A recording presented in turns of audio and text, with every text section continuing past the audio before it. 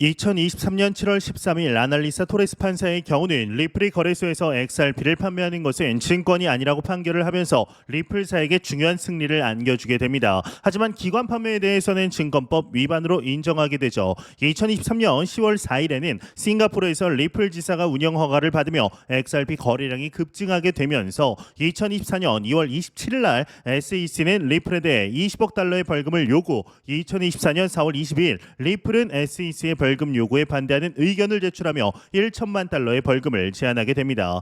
이 과거 소송의 내용을 보았을 때 이제 SEC는 리플사에게 일관성 없는 결정을 내렸었고 리플에게 경고 없는 소송을 제기하게 됩니다. 이는 리플뿐만 아니라 다른 암호화폐 기업들에게도 혼란을 야기하게 되는데요. 현재 지나치게 높은 벌금을 요구하며 공정하지 않은 처벌로 비판 또한 받고 있는 중이죠. 리플은 법정에서 XRP가 화폐 가치와 유틸리티를 가지고 있다라는 주장을 성공적으로 입증했습니다. 구독과 좋아요, 알림 설정 부탁드립니다. 안녕하십니까. 암호화폐 정보를 전달해 드리는 닥터 비트맨입니다. 네, 평일의 절반 수요일입니다. 어떻게 오늘 하루 잘 보내고 계신가요? 이제 어제 저녁이죠. PPI 지수, 이 생산자 물가 지수가 발표된 이후 6만 1,000달러까지 급락, 다시 6만 2,000달러를 넘기더니 또 6만 1,000달러까지 급락했다. 다시금 이제 6만 2,000달러를 돌파 후에 현재 가격대에서 보합 흐름세를 보여주고 있습니다. 정말 롤러코스터가 무엇인가를 여실히 보여준 것이 아닐까 싶은데요. 일단은 코인 마켓 캡에서 메이저 탑10 코인들 가격 한번 살펴보도록 하겠습니다. 네, 일단 시가총액 1위의 비트코인의 경우는 다시금 6만 2천 달러를 넘었습니다. 전날 대비 0.34% 상승한 6만 2,100달러대에 나타내고 있고, 이더리움의 경우는 0.23% 하락한 2,907달러대 나타내고 있습니다. 이 BNB는 3.45% 하락, 솔라나 1.70% 하락, XRP가 0.95% 하락한 0.50달러대에 나타내고 있는데요. 이 비트코인 더미넌스의 경우 상단의 더미넌스의 경우는 54%, 이더리움 더미넌스는 15.4%를 나타내고 있네요. 네, 현재 뉴욕 증시에서 밈 주식들이 이틀째 폭등세를 연출했지만 비트코인은 오히려 아쉬운 모습을 보이며 물가 지표를 기다리고 있습니다. 이 간밤 뉴욕 증시에서는 대표적인 밈 주식으로 불리우는 게임스탑과 AMC 엔터테인먼트가 이 폭등세를 지속하면서 이틀간 각각 무려 160%가 넘는 상승세를 기록하게 되었는데요. 어제이죠. 밤 9시 30분 미국의 생산자 물가 지수 PPI가 공개가 되었습니다. 이 PPI의 경우는 전월 대비 0.5% 오르면서 작년 7월 이후 가장 가파르게 상승, 여전히 높은 수치를 보여주는 인플레이션을 시사하게 되었는데, 4월 PPI는 전년 대비로도 2.2% 올라서 이 3월 1.8%보다 가파른 상승률을 기록하게 됩니다. 이 뒤이어 제롬 파월 연준 의장의 경우는 인플레이션이 향후 하락을 할 것이다라고 전망을 하면서 다음 연준의 정책 결정이 금리 인상은 아닐 것이라는 기존의 견해를 유지했음에도 크립토 마켓의 투심은 쉽사리 살아나지 않고 있습니다. 이에 투자자들의 경우는 오늘 저녁 9시 30분 발표될 4월 소비자 물가지수 이 CPI 지표에 촉각을 곤두세우고 있는데요. 이 현재 대부분의 전문가들의 전망은 2023년 4월 CPI와 비교를 하였을 때 3.4% 올랐을 것이라는 게 전문가들의 전망입니다. 이 올 3월 CPI가 전년 동기 대비 3.5% 상승한 것과 비교를 하면 이 4월 물가는 소폭 둔화 조짐을 보일 것으로 전문가들은 기대를 하고 있습니다. 이 미국의 소비자 물가 지수 이 CPI는 이 최근 금융시장의 최대 관심사다라고 말해도 과언이 전혀 아닌 상태입니다. 이 올해 미국 경기가 침체 양상을 보이면서 연준이 기준금리를 6차례 가까이 내릴 것으로 봤던 이 당초 전망이 크게 빗나가고 있는데요. 이 특히 올해 들어서 3개월 연속 CPI가 예상을 넘어서는 등 이제 쉽게 떨어지지 않는 이 스티키 프라이스, 즉 끈적거리는 물가는 연준의 금리 결정의 최대 변수가 되고 있습니다.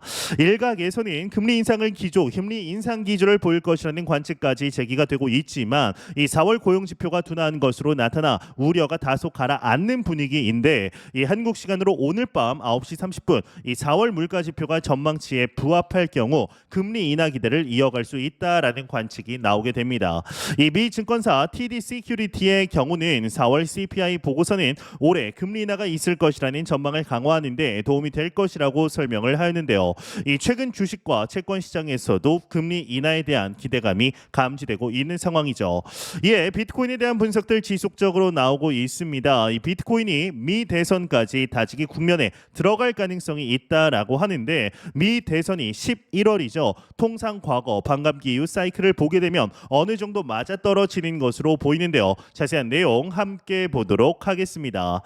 네, 헤드라인을 보도록 하겠습니다. 헤드라인을 보게 되면 비트코인 미 대선까지 다지기 국면 가능성 있다. 55,000에서 75,000달러 사이 마이크 노보그라츠라고 헤드라인 멋지게 장식이 되어 있습니다. 내용을 한번 보도록 하겠습니다. 이 비트코인의 현재 다지기 국면은 11월 미국 대통령 선거가 끝날 때까지 지속될 가능성이 있다라고 이 마이크 노보그라츠가 언급을 했습니다.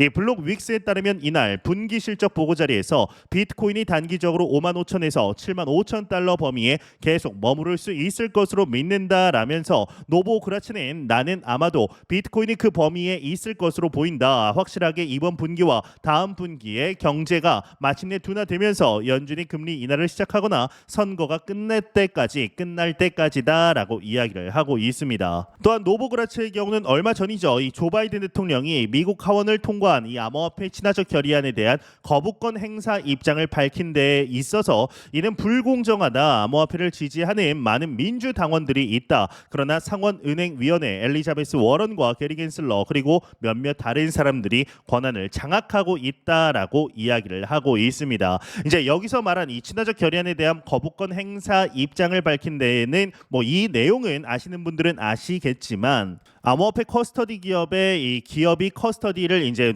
맡기게 된다면 이에 대해서 이제 자산이 아니라 부채로 표기할 것을 명명하는 법안이라고 보시면 됩니다. 그러면서 이 마이크 노보그라츠의 경우는 공화당원들은 좋고 민주당원들은 나쁘다. 암호화폐 산업이 번창하려면 초당적 지지가 필요하다라고 언급을 하게 되었습니다.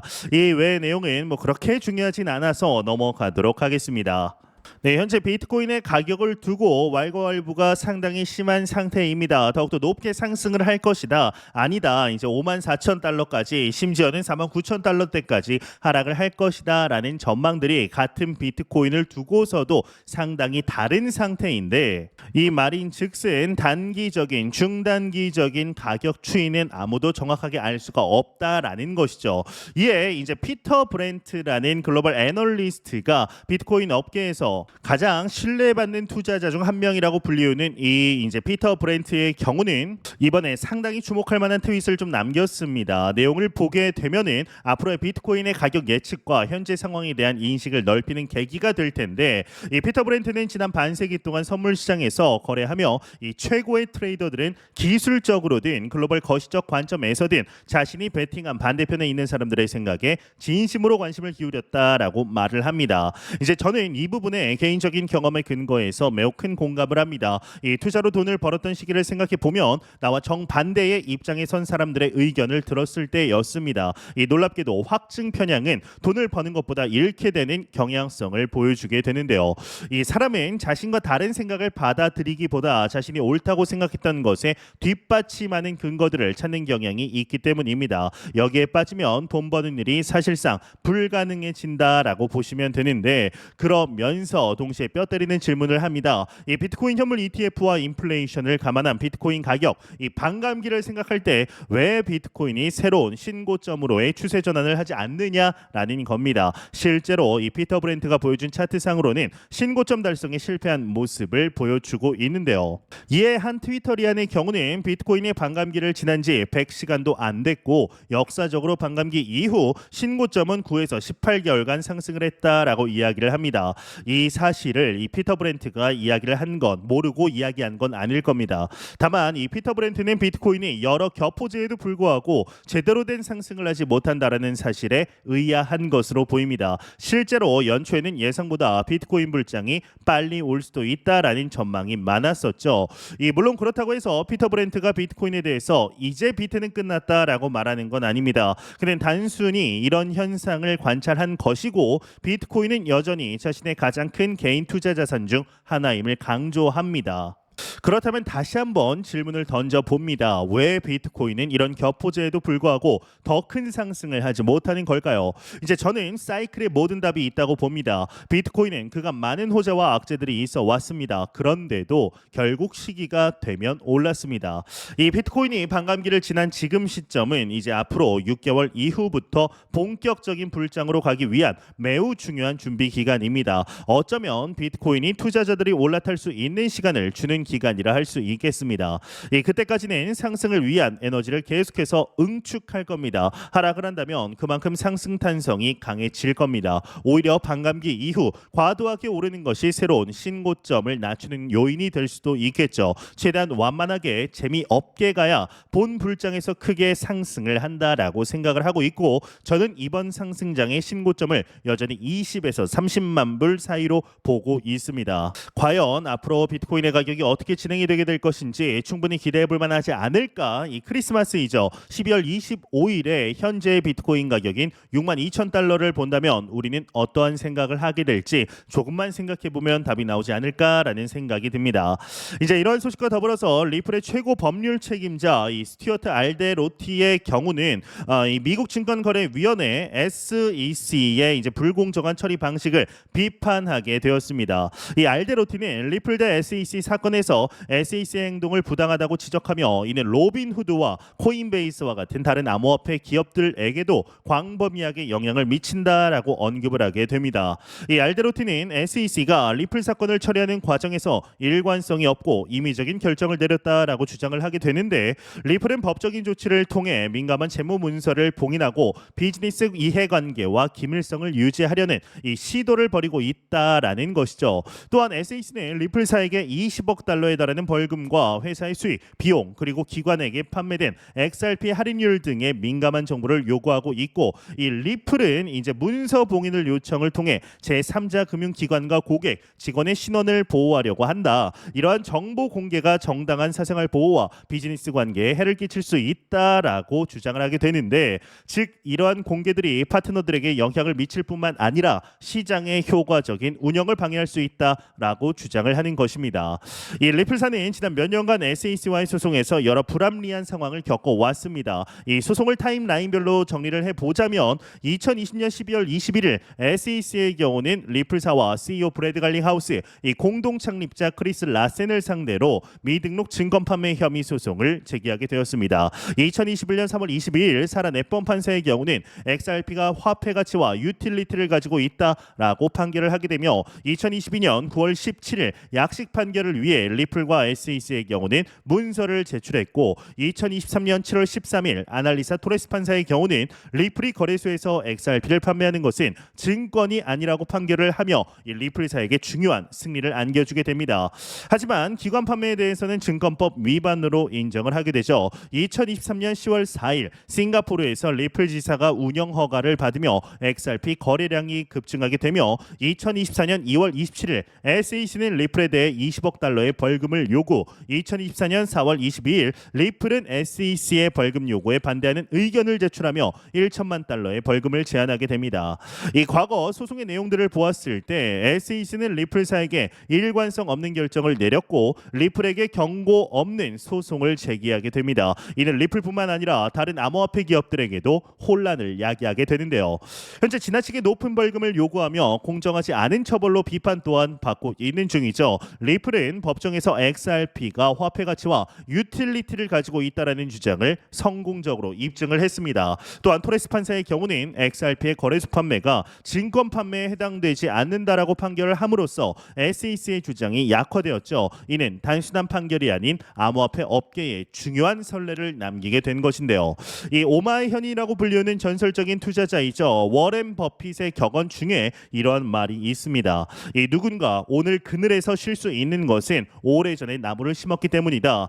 이 리플은 현재 본인들의 안녕과 더 나아가 크립토 마켓의 법적인 선례를 위해 씨앗을 심고 있으며 이 싸움에서 결국엔 승리를 하게 될 것입니다.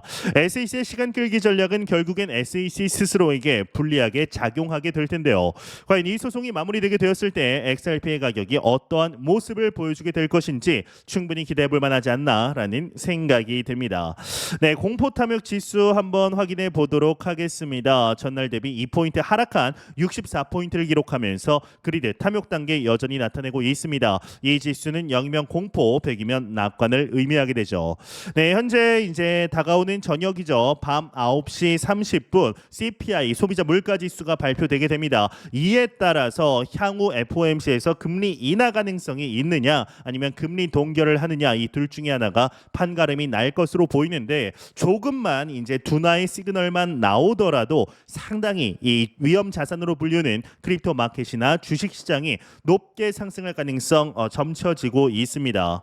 과연 오늘 밤 크립토 마켓이 어떤 식으로 움직이게 될 것인지 추가적인 내용 나오는 대로 바로 알려드리도록 하겠습니다. 네, 제가 준비한 소식은 여기까지입니다. 영상이 도움이 되셨다면 구독과 좋아요 그리고 광고 한 편만 처음부터 끝까지 시청 부탁드립니다. 이 채널은 오직 광고 수익으로 운영이 되게 됩니다.